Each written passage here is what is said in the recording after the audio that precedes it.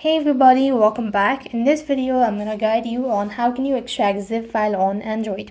So if you want to extract zip file on Android, what you can do is you could use the built-in Files by Google app, or you can install ZArchiver on your device. This is a particular app that's going to help you extract.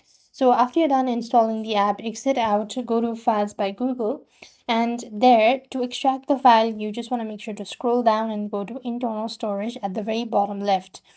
Then you just want to make sure to look for the Files by Google, and you could go ahead and locate the zip file. So I'm going to go ahead and tap onto the three dot icon and select open with and go to ZArchiver. So this is how you're supposed to extract the zip file on Android. Now you could go ahead and select extract over here, and it's just going to take a while. So this way you'll be able to extract the zip file on Android.